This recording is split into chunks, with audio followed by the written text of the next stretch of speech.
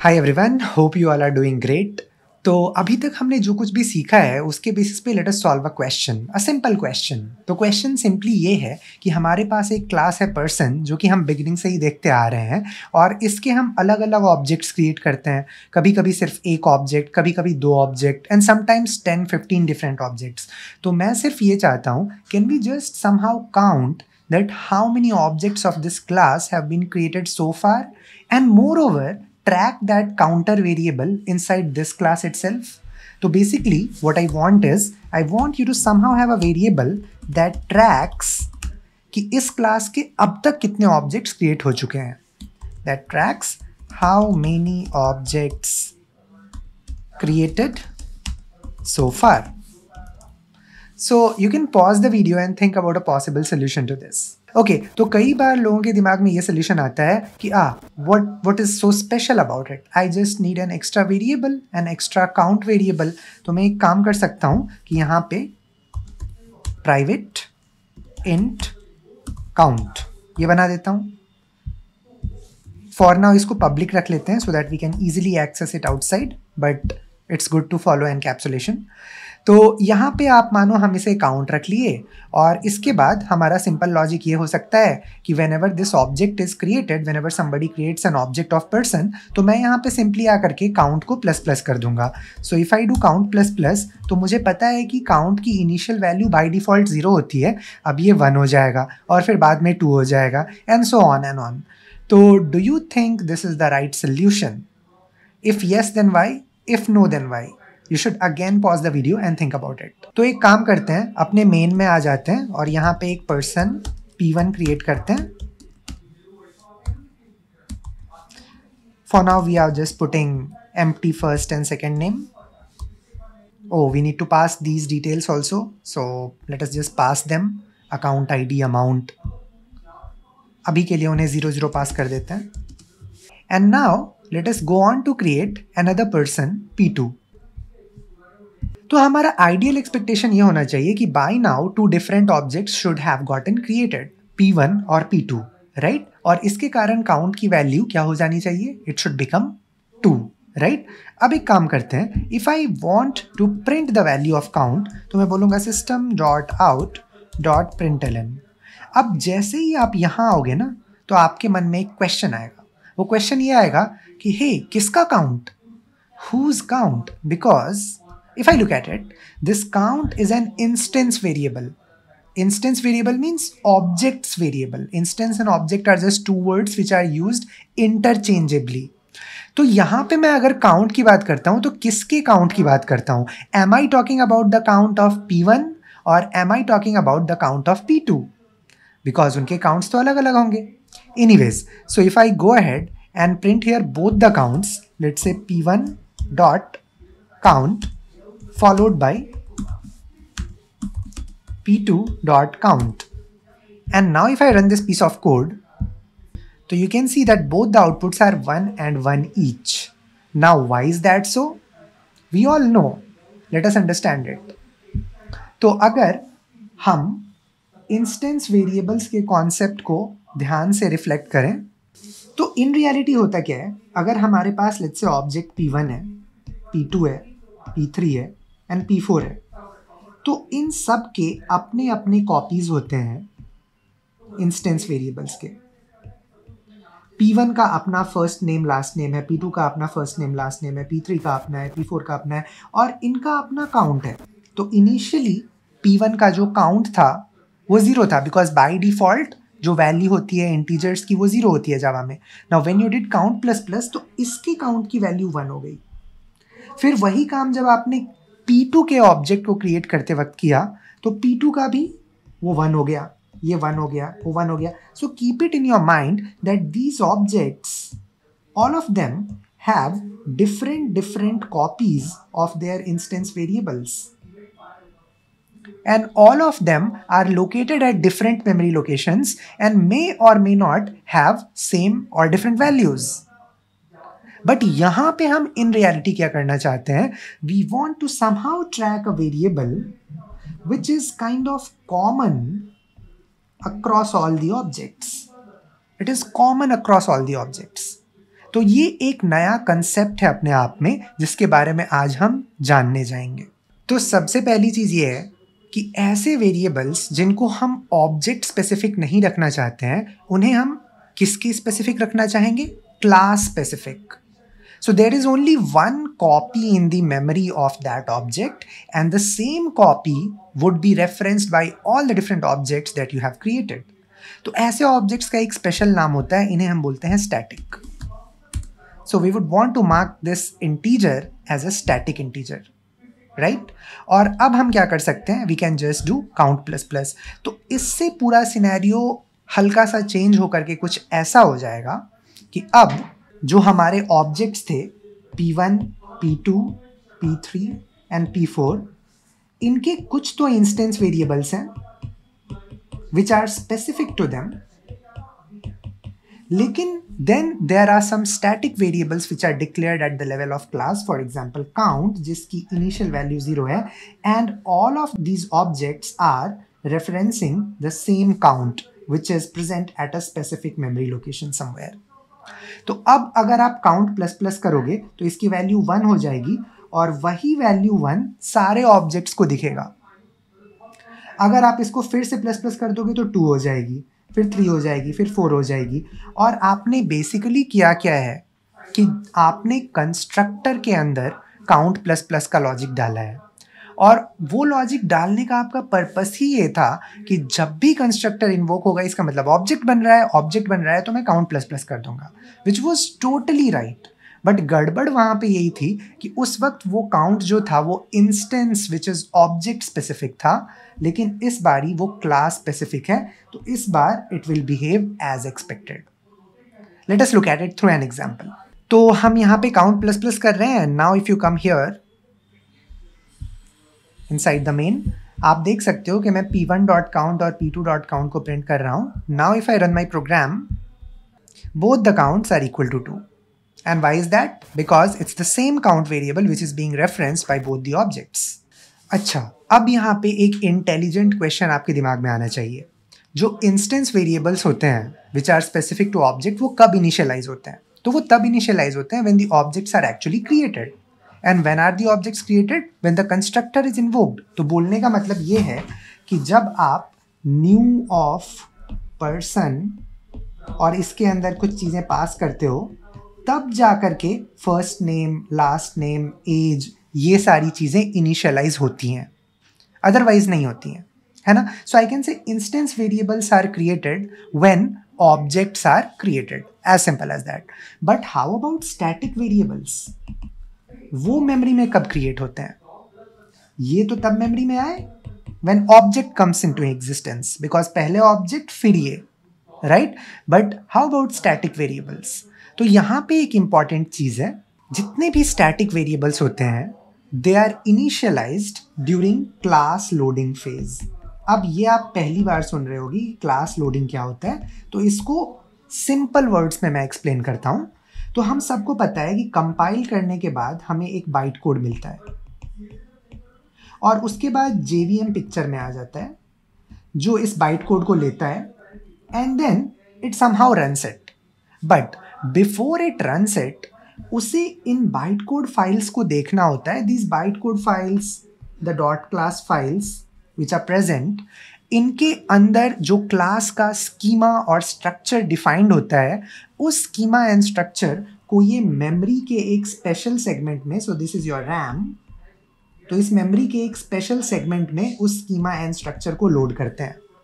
अब वो क्या सेगमेंट होता है उसे हम जावा मेमोरी मॉडल एक्सप्लोर करते वक्त जानेंगे, बट आप ऐसा मान के चलो जैसे ऑब्जेक्ट्स के लिए एक हीप सेक्शन होता है, वैसे ही क्लास का जो स्ट्रक्चर होता है, क्लास का जो स्कीमा होता है, उनके लिए एक स्पेसिफिक सेगमेंट होता है, और वहाँ पे क्लास की लोडिंग एक्टिविटी की जाती है। नाउ वहाँ पे बिकॉज क्लास के स्कीमा का पार्ट स्टैटिक वेरिएबल होता है, as I told you that static variable is a part of the class, it is not a part of the object. तो वो स्टैटिक वेरिएबल यहाँ पे इनिशियलाइज कर दिया जाता है। तो जो आपका काउंटर है that is initialise to 0 over here. तो बेसिकली पॉइंट ये है, when your byte code is being read by JVM and when your class information is being loaded by JVM, during that time the static variables are initialised. ये जो instance variables होते हैं, these are initialized when your code actually runs, when the classes have been loaded and when the code has actually started its execution and objects have been created, तब ये चीज़ें create होती हैं. तो अब अगर आपके दिमाग में ये सवाल आता है कि किस तरह के वेरिएबल्स को हमें स्टैटिक वेरिएबल्स बनाना चाहिए, तो उसका मैं आपको एक रियल लाइफ एग्जांपल देता हूँ. जावा के अंदर एक मैथ लाइब्रेरी होती है और आपने यूज़ किया होगा. तो मैथ के अंदर there is something which is called as pi, और मैं इसे आपको स्पेसिफिकली दिखाना चाहता हूँ. आप ध्यान से देखो, पाई इज अ कांस्टेंट. ये मैथ्स वाला पाई है which is equal to 3.14 something. तो दिस इज़ अ कांस्टेंट, और इस चीज़ को यहाँ पे स्टैटिक रखा गया है. And it make sense to keep it static because ये पाई कभी चेंज नहीं होगा. It is going to be the same for all the different objects out there of this math class. अगर इस मैथ क्लास का आप अलग अलग ऑब्जेक्ट बना भी लो, हालांकि यहाँ पे it is not allowed, you can see that the constructor is private, so you can not create an object of it. But अगर आपके पास कोई भी ऐसा वेरिएबल है जिसकी आप same copy across different objects रखना चाहते हो, then you can definitely mark it as static. अच्छा, एक इंटरेस्टिंग चीज़ आप देखो, ये स्टैटिक भी है और पब्लिक भी है. तो something which is public static, that is extremely global, that is very very global. Public है, that means it can be accessed from anywhere, और स्टैटिक है, that means you do not need an object to access it. और ये चीज़ आप यहाँ से relate करो. जब मैंने यहाँ पे डॉट पाई लिखा है, तो आपने क्या पढ़ा था कि डॉट ऑपरेटर हम ऑब्जेक्ट के साथ यूज़ करते हैं. ये मैथ अपने आप में ऑब्जेक्ट नहीं है, it is just the name of the class. ये तो बस क्लास का नाम है. तो यहाँ से एक इंटरेस्टिंग चीज़ निकल के ये आई है कि अगर आपके पास एक स्टैटिक वेरिएबल है, तो उसको एक्सेस करने के लिए ऑब्जेक्ट बनाने की कोई ज़रूरत नहीं है. And that's common sense, right? Because वो तो ऑब्जेक्ट क्रिएशन से पहले ही मेमोरी के एक सेक्शन में इनिशियलाइज हो चुका होता है. So if you want to access it, you can directly access it via the class name. आप simply math.py करोगे and you will get to know the value of pi. Moreover, it is also marked as final, and this is very interesting thing to note. और ये अगर final नहीं होता तो काफ़ी दिक्कतें हो सकती थी, बिकॉज किसी क्लास में आप अगर math.py++ कर देते तो पाई कांस्टेंट की वैल्यू चेंज हो जाती, which would be disastrous, right? तो यहाँ पे एक इंपॉर्टेंट चीज़ आप ये देखोगे कि usually if you look at code basis जहाँ पे चीज़ें पब्लिक स्टैटिक होती हैं, then they are in general globally available and also they are constants. जैसे कुछ कोड रेपोजिटरीज में आप देख सकते हो कंट्री कोड्स या पिन कोड्स. तो इस तरह की चीज़ें अगर हम कॉन्फ़िग में नहीं रखकर कोड में रखना चाहते हैं, तो उन्हें हम usually public static final mark कर देते हैं. पब्लिक स्टैटिक ताकि it is globally available in all the packages, in all the classes, and final ताकि ये change ना किया जा सके. As simple as that. ये चीज़ अगर हमारे समझ में आ गई तो इसका मतलब ये भी है कि I can access this count without having to create any object. मैं simply person.count ऐसे भी लिख सकता हूँ, and now I can run my program. You can see that the output is 0. Why? Because I have not created any object thus far. अगर मैं एक object create कर लेता हूं, लेट अस से I have created these objects, और मैं इससे पहले एक लाइन डालता हूं, system.out.println person.count, और इसके बाद यही लाइन डालता हूं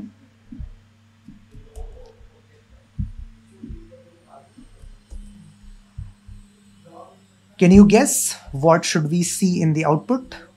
0 and then 2. It makes sense because यहाँ पे आपने तो कोई ऑब्जेक्ट नहीं बनाया. अब जब आपने दो ऑब्जेक्ट्स बना लिए तब आप काउंट को कॉल कर रहे हो, तो of course that should be equal to 2.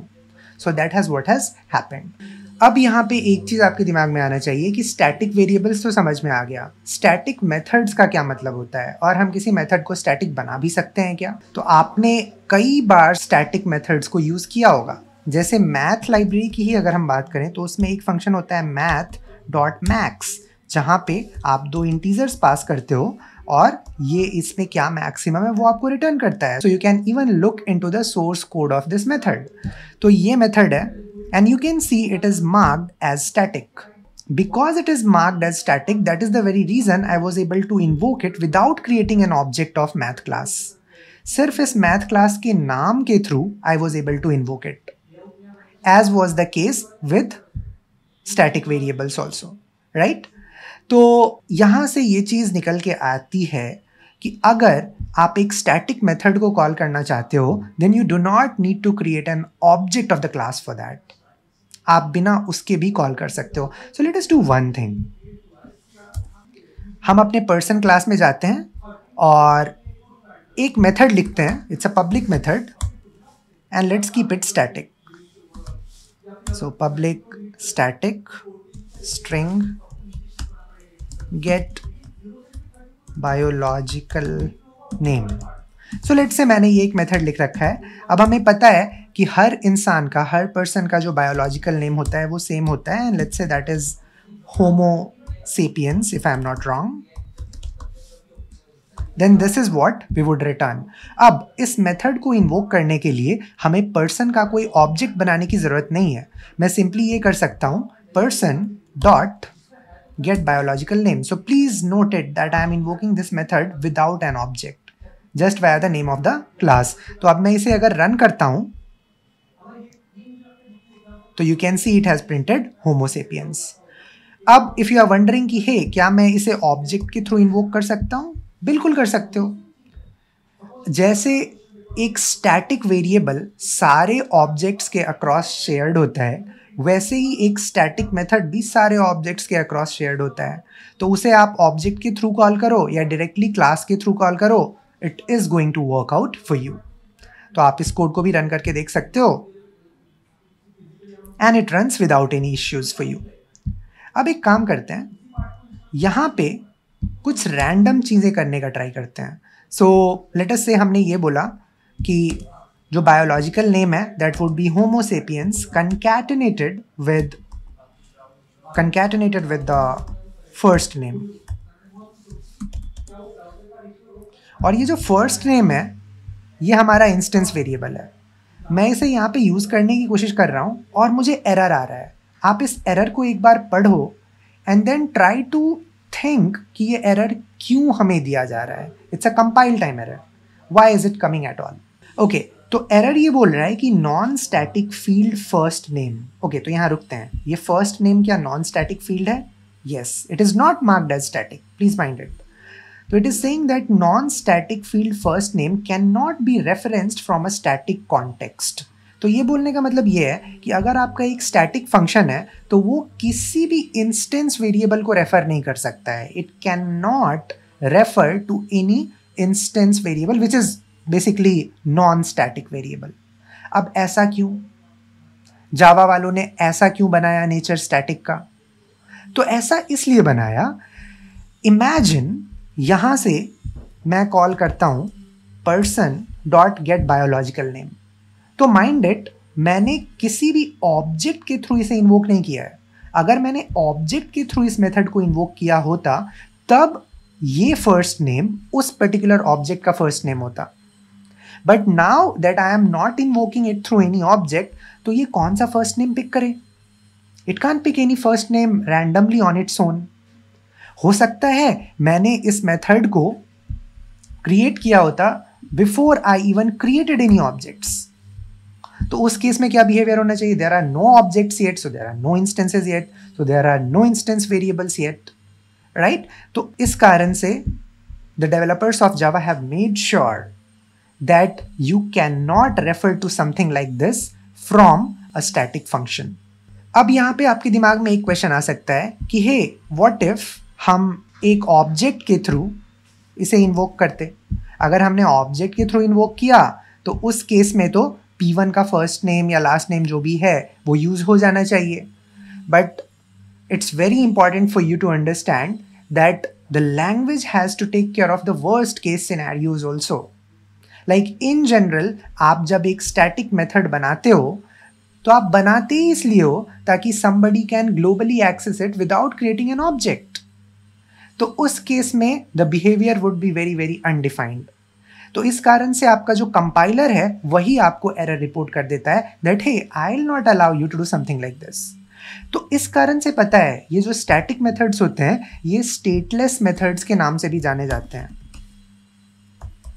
अब ये टर्म स्टेट क्या है?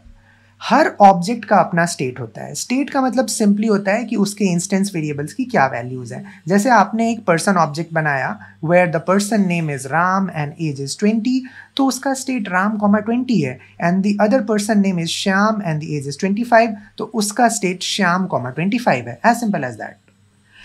अब जो हमारा स्टैटिक मेथड होता है वो कभी भी इंस्टेंस वेरिएबल्स यानी कि उन स्टेट्स को एक्सेस नहीं करता है, तो इस कारण से this is something which is stateless. अगर आप मैथ लाइब्रेरी के भी उस मैक्स मेथड को ध्यान से देखो, it is just working on top of the arguments that you have passed to it. तो आपके जो स्टैटिक मेथड्स होंगे वो यूजुअली क्या करेंगे, या तो आपसे जो आर्ग्यूमेंट्स लेंगे उनके ऊपर ही कुछ ऑपरेशन करके आपको रिटर्न कर देंगे, जैसा कि बहुत सारे मैथमेटिकल फंक्शंस करते हैं, जैसे math.sqrt। आई एम श्योर अगर आप sqrt का कोड देखना चाहो तो that is available over here as you can see. तो इट टेक्स a और a का स्क्वायर रूट, ये आपको रिटर्न करके दे देता है। कुछ आपके स्टैटिक मेथड्स ऐसे हो सकते हैं जो कुछ भी नहीं लेते हैं और आपको कोई कांस्टेंट रिटर्न कर देते हैं, या फिर जो कुछ भी वो करते हैं वो स्टैटिक वेरिएबल्स के ऊपर करते हैं। They can definitely access static variables. So if I concatenate to it the value count, then there will be no issues. फिर आप देख सकते हो कि if I run this piece of code, the result is homo sapiens followed by 2 because that count had become 2 and that count is a static variable, so it can be referenced. सो आप समझ रहे हो ना, because static variables object creation से पहले create हो चुके होते हैं, so they can be definitely referenced. अब आपके दिमाग में एक रिवर्स क्वेश्चन यहाँ पे ये आना चाहिए कि can we access these variables from inside a non static method. Let us say ये एक नॉन स्टैटिक मेथड है, यहाँ पे मैं किसी स्टैटिक वेरिएबल को एक्सेस कर सकता हूँ क्या? The answer is yes. आप ऐसे देखो कोई प्रॉब्लम आएगी क्या इसमें? The answer is no, no problem at all, because every object refers to the same count. So it has an available copy of count that it can use. So this is possible, but the reverse of this is not possible. तो आपको अगर कभी कभी कुछ static methods declare करना हो, for example, हमने एक item class लिखा था, तो मैं बोल सकता हूँ कि let's say मैं एक method लिखना चाहता हूँ public static item, so it returns an item, get random item। तो ऐसे करके मैंने एक मेथड लिखा है जो क्या करता है कि एक रैंडम आइटम ऑब्जेक्ट बना करके आपको रिटर्न करता है। तो it can do that. So item I equals to new of item, and यहाँ पे आप एक रैंडम आईडी और रैंडम नेम पास कर सकते हो। So let's say the random name is just empty, और रैंडम आईडी जनरेट करने के लिए आप जावा के रैंडम फंक्शन को यूज कर सकते हो। So you can just say new of random dot next int, and then you can return I from here. So basically आप अगर देखो तो ये मेथड क्या है, ये मेथड किसी भी ऐसे क्लास के लिए बेनिफिशियल है जो एक रैंडम आइटम ऑब्जेक्ट जनरेट करना चाहता है with some random ID and random name, and wants to probably use it just for some testing purpose or something like that. तो आप इस चीज़ को चेकआउट भी कर सकते हो। Here if I go, I can do item dot get random item। आप ध्यान से देखो, this method is being invoked without me having to create an object of item। अब जब ये मेथड मैंने इन्वोक कर दिया तो इंटरेस्टिंगली इसने मुझे क्या रिटर्न किया, it has returned an instance of item which is an object. Now I can use that object to call other instance variables whatever they are. तो now mind it that this entire thing is an object of item, so I can use dot operator and invoke the non static methods, let's say get ID. और अब मैं अगर इस code को run करता हूँ तो you can see a random ID has been printed because that was what was generated। तो I think यहाँ से आपको काफ़ी क्लैरिटी मिल गई होगी कि स्टैटिक वेरिएबल और स्टैटिक मेथड्स क्या होते हैं।